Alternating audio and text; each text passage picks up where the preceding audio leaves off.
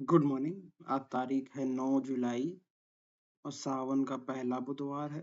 बारिश हो रही है। आज हम लोग बात करेंगे जैसा बाप वैसा बेटा के बारे में। ठीक है। और इसमें भी हम लोग बात करेंगे मराठी वर्सेस हिंदी के बारे में। ठीक है। आज हम लोग तमिल नहीं जाएंगे। आज हम लोग जो है बंगाल नहीं जाएंगे। आज हम लोग बेंगलोर भी नहीं जाएंगे। आज हम लोग मराठी वर्सेस हिंदी की बात करेंगे। जैसा बाप वैसा बेटा के बारे में। ठीक है। अब ये जैसा बाप वैसा बेटा कहाँ से आया? क्योंकि मराठी मानुस की लड़ाई जो है वो शुरू करी थी बाला साहब ठाकरे ने। ठीक है। बाला साहब ठाकरे कार्टूनिस्ट की जॉब कर रहे थे। ठीक है। और उसमें उन्होंने एक आध गलत कार्टून छापे तो उनके पास पॉलिटिकल प्रेशर आया, फिर उन्होंने जॉब छोड़ दी। वही मूवी में भी दिखाया है। ठीक है। फिर उन्होंने लड़ाई शुरू करी, उठाओ लुंगी बजाओ पोंगी।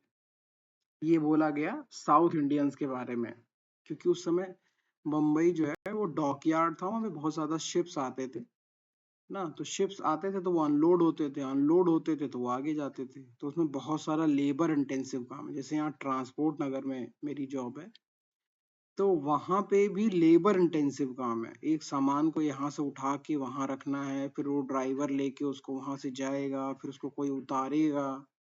ये सब काम शर्ट पहनने वाले और पेन रखने वाले वो लोग नहीं कर सकते हैं। ये एक लेबर इंटेंसिव काम है। तो इसमें भी रेट का मोल भाव चलता रहता है। ठीक है। तो जो सबसे कम पैसे में करता है उसी को जो है ऑफर बार बार दिया जाता है भाई। तो वैसे ही बम्बई है ना। मुंबई में भी कुछ लोग बिहार के, कुछ यूपी के, कुछ साउथ इंडिया के, कन्नड़ बोलने वाले, तमिल बोलने वाले वो वहां आके जॉब करते थे। तो ये मराठी मानुस के नेता ने चश्मा लगा के कह दिया वहां पे कि उठाओ लूंगी बजा पूंगी, हैं? एक बिहारी 100 बीमारी। ठीक है। तो इनकी राजनीति का स्टार्टिंग ही कहाँ से हुआ? दूसरे लोगों को पीट के, है ना। तो ये कोई हिंदू हृदय सम्राट नहीं है। ये वही काम कर रहे हैं जो आज उद्धव ठाकरे और राज ठाकरे करना चाहते हैं। तो जिनकी ग्रैंड इमेज है उस पे आज बात करी जाएगी। क्यों? क्योंकि ये लोग सब लोग वही खाते हैं। और देवेंद्र फडणवीस भी कभी इस बात का विरोध नहीं करेगा कि बाला साहब ठाकरे की गलतियां ये लोग दोहरा रहे हैं। क्यों? क्योंकि उनके पास वोट बैंक है वहां का, है ना। बहुत बड़ा ऐसा वोट बैंक है जो बाला साहब ठाकरे को आज भी मानता है। तो देवेंद्र फडणवीस तो डरेंगे उनसे भाई। लेकिन हम लोग क्यों डरेंगे? जो यूपी में रहते हैं, जो निष्पक्ष तरीके से कोशिश करते हैं बोलने की और खुल के बोलने की कोशिश करते हैं, तो हम लोग क्यों डरेंगे? तो ये बीमारी जो है वो बहुत पुरानी है। ठीक है। और इस बात, चलिए ठीक है, ये बीमारी है क्यों है इस पे जाने दीजिए। मान लीजिए कि ये एक स्टार्टअप है। अभी मैं सुधीर चौधरी को सुन रहा था, उन्होंने कहा कि ये ठाकरे बंधुओं का स्टार्टअप है ना। किसका? उद्धव ठाकरे का, राज ठाकरे का स्टार्टअप है। तो ऐसे स्टार्टअप में निवेश कौन करता है? एंजल इन्वेस्टर कौन होता है? एंजल इन्वेस्टर होता है अमेरिका, चाइना। क्यों? क्योंकि इससे वहां की लोकल इंडस्ट्रीज प्रभावित हो जाएंगी। ठीक, उनको लेबर की शॉर्टेज आ जाएगी, या फिर वहां के हिंदी जो लोकल लैंग्वेज बोलने वाले हैं वो ज्यादा पैसे मांगेंगे। ठीक है। तो इस तरीके से वहां से इंडस्ट्री जो है धीरे धीरे भाग जाएगी, या फिर नुकसान खाएगी, या फिर बहुत चीजें होती हैं इस सब चीजों में, है ना। अभी कहो ये लोग सरकार में आ जाएं तो ये लोग जो है उसी मुद्दे को जो है कम कम उठाएं। ओकेजनली कहीं यहाँ कहीं वहां उठा दें, फिर जो है 6 6 महीना भूल जाएं।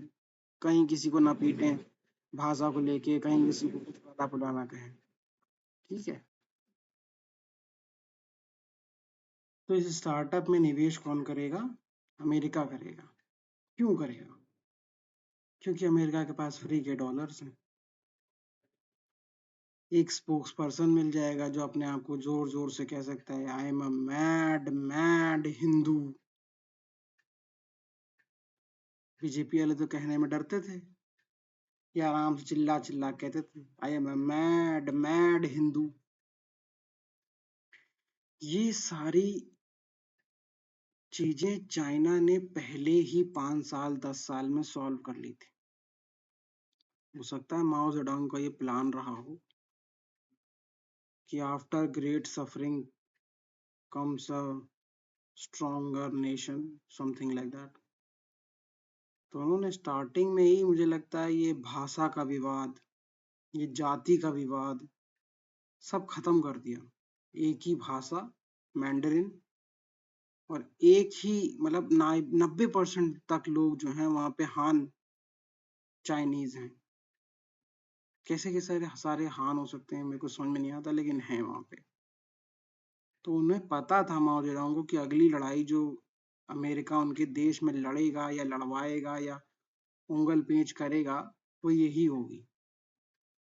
और जो लोग को भी थोड़ी सी फेम चाहिए, राजनीतिक सत्ता चाहिए, वो लोग इसमें कूदेंगे और अमेरिका से भी पैसे लेंगे, भारत के लोगों को बेवकूफ भी बनाएंगे, यहाँ लड़ाई भी लगवाएंगे, दंगे भी करवाएंगे, बिजनेसेस का भी नुकसान करवाएंगे और नेता बन जाएंगे। इन नेताओं को बस चेहरा बदल जाता है, इन लोगों का, इन लोगों की हरकतें, इन लोगों के लॉजिक्स, इन लोगों की रणनीतियां एकदम सेम रहती हैं। करप्शन, अंधाधुंध करप्शन, फिर रीजनल पॉलिटिक्स, भाषा के ऊपर पॉलिटिक्स कौन करता है? ममता बनर्जी, स्टालिन। कांग्रेस भी कैसे पता नहीं कर रही है और काम भी चल रहा है उसका। कांग्रेस कर्नाटका में भाषा की लड़ाई लड़ रही है और बाकी देश राज्यों में नहीं लड़ रही है। बेंगलोर तो हो गया आपका, तमिलनाडु, अभी जहां जहां छोटे छोटे राज्य हैं वहां वहां ये नाटक शुरू हो जाए। अभी राजस्थान में कोई बहुत बड़ी इंडस्ट्री नहीं तो वहां भी करनी सेना खड़ी हो जाती।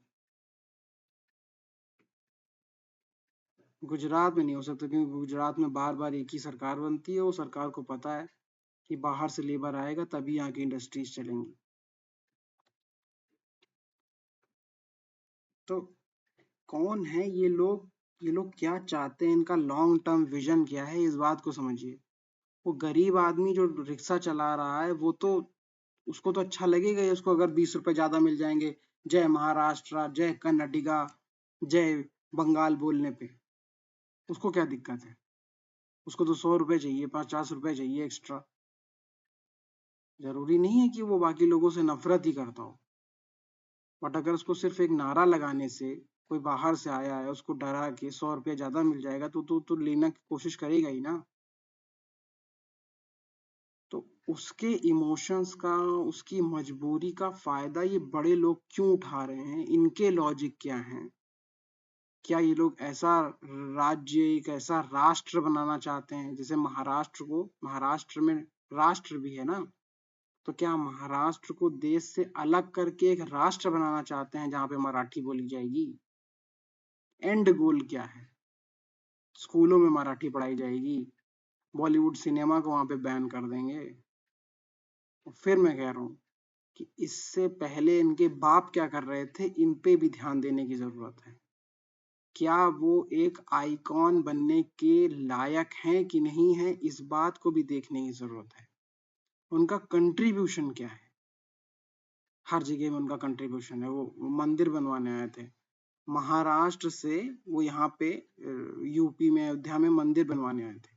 यहाँ के लोग जो 10 लाख लोग इकट्ठा हुए, उनका कोई वैल्यू नहीं है, लेकिन उन्होंने वहाँ इंडिया टीवी पे रजत शर्मा के सामने बोल दिया कि हाँ, हम गए थे अयोध्या और हमने जो है मंदिर बनाने में मदद करी।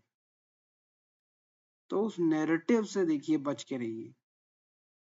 रजत शर्मा भी पैसा लेके इंटरव्यू करते हैं, आमिर खान की आजकल वाइट वॉशिंग कर रहे हैं, है ना, कपिल शर्मा की वाइट वॉशिंग कर रहे हैं, विवेक अग्निहोत्री को नहीं बुलाएंगे वो ना। वो इसने एक मूवी बनाई है, इसने एक प्रोमिनेंट मूवी बनाई है जिसने पूरे बॉलीवुड का धज्जियां उड़ा के रख दी, उसको नहीं बुलाएंगे रजत शर्मा। लेकिन आमिर खान को बुलाएंगे ना, कपिल शर्मा को बुलाएंगे। तो इन लोगों की किसके प्रति ये लोग वफादार हैं, इसको भी क्वेश्चन करने की जरूरत है।